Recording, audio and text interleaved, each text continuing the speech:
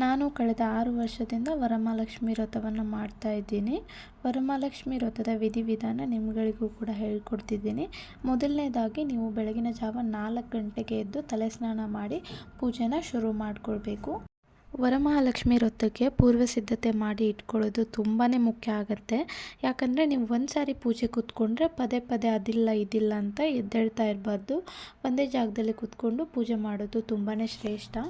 ಇನ್ನು ಅಮ್ಮನವರನ್ನ ಪ್ರತಿಷ್ಠಾಪನೆ ಮಾಡಲು ಒಂದು ಪೀಠ ಇಟ್ಕೊಳ್ಳಿ. ಅದರ ಮೇಲೆ ಒಂದು ಬಿಳಿ ಮಡಿ ವಸ್ತ್ರವನ್ನು ಹಾಕಿ ಅದರ ಮೇಲೆ ಈ ಥರ ಅಷ್ಟದಳ ಪದ್ಮ ರಂಗೋಲಿಯನ್ನು ಬಿಡಿಸಿ. ಅಕ್ಕಿ ಹಿಟ್ಟಿನಿಂದ ಅಥವಾ ರಂಗೋಲಿಯಿಂದ ಬಿಡಿಸಬಹುದು.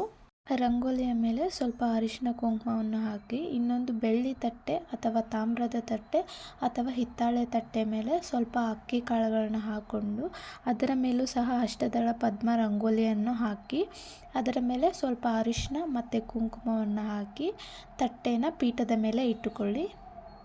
ಕಳಸವನ್ನು ಪ್ರತಿಷ್ಠಾಪನೆ ಮಾಡೋ ಮುಂಚೆ ಕಳಸದಲ್ಲಿ ಶುಭ್ರವಾಗಿರೋ ನೀರನ್ನು ಹಾಕಿ ಸೀರೆ ಅಥವಾ ಬ್ಲೌಸ್ ಪೀಸನ್ನು ಉಡಿಸಿ ಆಮೇಲೆ ಪೀಠದ ಮೇಲೆ ಕಳಸವನ್ನು ಇಟ್ಕೊಳ್ಳಿ. ಇನ್ನು ಅಮ್ಮನವರ ಪೂಜೆ ಶುರು ಮಾಡೋ ಮೊದಲು ಗಣೇಶನನ್ನು ಪ್ರತಿಷ್ಠಾಪನೆ ಮಾಡಬೇಕು, ವಿಘ್ನ ವಿನಾಶಕನನ್ನು. ನಾನಿಲ್ಲಿ ಅರಿಶಿಣದ ಗಣೇಶನನ್ನು ಮಾಡಿದ್ದೇನೆ. ನೀವು ಸಗಣಿಯಿಂದ ಕೂಡ ಮಾಡಬಹುದು.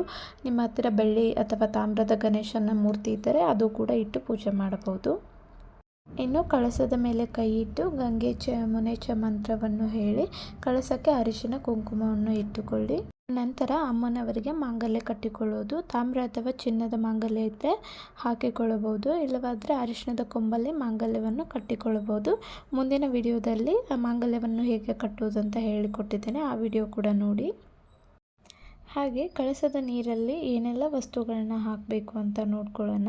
ಹರಿದ್ರಾಂ ಸಮರ್ಪಯಾಮಿ ಅಂತ ಅರಿಶಿನ, ಕುಂಕುಮಾಂ ಸಮರ್ಪಯಾಮಿ ಅಂತ ಕುಂಕುಮ, ಹಾಗೆ ಅಕ್ಷತೆ, ತಾಂಬೂಲ, ದಕ್ಷಿಣೆ. ನೀವಿಲ್ಲಿ ಚಿನ್ನದ ಅಥವಾ ಬೆಳ್ಳಿ ನಾಣ್ಯವಿದ್ದರೆ ಅದು ಹಾಕೋಬಹುದು, ಇಲ್ಲವಾದರೆ 5 ರೂಪೀಸ್ 1 ರೂಪೀಸ್ ಕಾಯಿನ್ ಕೂಡ ಹಾಕೋಬಹುದು. ಗೋಮತಿ ಚಕ್ರ, ಕವಡೆ, ಲವಂಗ, ಗುಲಗಂಜಿ, ಕಮಲದ ಬೀಜ ಹಾಗೆ ಲಾವಂಚದ ಬೇರು. ಈ ಬೇರನ್ನು ಹಾಕಿಕೊಳ್ಳೋದ್ರಿಂದ ನಿಮ್ಮ ಹಣಕಾಸಿನ ಸಮಸ್ಯೆ ದೂರವಾಗುತ್ತೆ.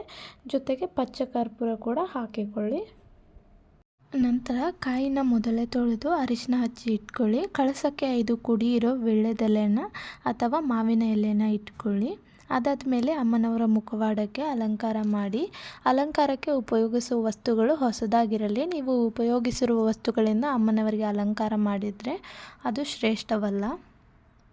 ಇನ್ನು ಪೂಜೆನ ಶುರು ಮಾಡುವ ಮೊದಲೇ ದೀಪ ಪೂಜೆನ ಮಾಡಬೇಕು. ಗಂಗೆ ಚ ಯಮುನೆ ಚ ಅಂತ ಮಂತ್ರ ಹೇಳ್ತಾ ಅರಿಶಿನ ಕುಂಕುಮ ಹೂವು ಇಟ್ಟು ದೀಪಕ್ಕೆ ಪೂಜೆ ಮಾಡಿಕೊಳ್ಳಿ.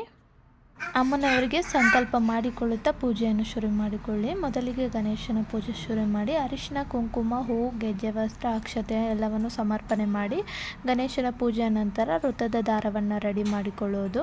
9 ಎಳೆ ದಾರವನ್ನು 9 ಗಂಟುಗಳ ಹಾಕಿ ಆಕಳಿನ ಹಸಿ ಹಾಲಿನಲ್ಲಿ ಅದ್ದಿ ಅರಿಶಿನ ಹಚ್ಚಿಕೊಂಡು ಮಧ್ಯೆ ಒಂದು ಹೂವನ್ನು ಇಟ್ಟು ವೀಳ್ಯದೆಲೆ ಮೇಲೆ ಇಟ್ಟುಕೊಂಡು ಪೂಜೆಯನ್ನು ಶುರು ಮಾಡಿಕೊಳ್ಳಿ.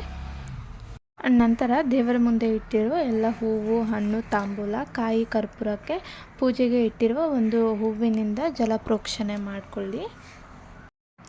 ಇನ್ನು ಅಮ್ಮನವರಿಗೆ ನೈವೇದ್ಯಕ್ಕೆ ಪಂಚಾಮೃತ ಅಥವಾ ಬೇಳೆ ಒಬ್ಬಟ್ಟನ್ನು ಮಾಡಿ ಸಮರ್ಪಣೆ ಮಾಡಬಹುದು. ಜೊತೆಗೆ ಅಮ್ಮನವರಿಗೆ 18+2 ಎಳೆಯ ಗೆಜ್ಜೆ ವಸ್ತ್ರವನ್ನು ಹಾಕಬೇಕು. ಹಾಗೆ ಅಮ್ಮನವರಿಗೆ ಕಮಲದ ಹೂವು ಅಂದರೆ ತಾವರೆ ಹೂವು ಅಂದರೆ ಇಷ್ಟ, ನೀವು ಅದನ್ನು ಕೂಡ ಪೂಜೆಗೆ ಇಡಬಹುದು. ನಂತರ ನಾವು ಆಗಲೇ ರೆಡಿ ಮಾಡಿ ಇಟ್ಕೊಂಡಿರೋ ವ್ರತದ ದಾರಕ್ಕೆ ಅಮ್ಮನವರ 9 ಹೆಸರುಗಳನ್ನು ಹೇಳಿ ಪೂಜೆ ಮಾಡಿ ಅಕ್ಷತೆ ಹಾಕಿ ಕರ್ಪೂರ ಆರತಿ ಹಾಗೆ ಸಾಂಬ್ರಾಣಿ ಕಡ್ಡಿಯನ್ನು ಬೆಳಗಬೇಕು. ಜೊತೆಗೆ ಅಮ್ಮನವರಿಗೆ ಅಕ್ಷತೆಯನ್ನು ಹಾಕಿಕೊಳ್ಳುತ್ತಾ ವ್ರತದ ಪುಸ್ತಕದಲ್ಲಿರುವ ಕಥೆಯನ್ನು ಓದಿಕೊಳ್ಳಿ. ಕಥೆ ಓದಿದ ಮೇಲೆ ವ್ರತದ ದಾರವನ್ನು ಕಟ್ಟಿಕೊಳ್ಳಿ.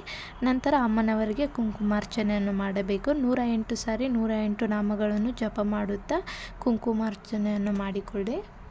ಇನ್ನು ಕೊನೆಯದಾಗಿ ಗಣಪತಿ ಹಾಗೂ ಅಮ್ಮನವರಿಗೆ ತುಪ್ಪದ ದೀಪವನ್ನು ಬೆಳಗಿ ಒಂದು ಕಾಯಿಯನ್ನು ಒಡೆದು ನಂತರ ದೇವಿಗೆ ಆರತಿಯನ್ನು ಮಾಡಿ ಸಮರ್ಪಣೆಯನ್ನು ಮಾಡಿಕೊಳ್ಳಿ. ಪೂಜೆಯನ್ನು ಕೊನೆಗೊಳಿಸಬಹುದು.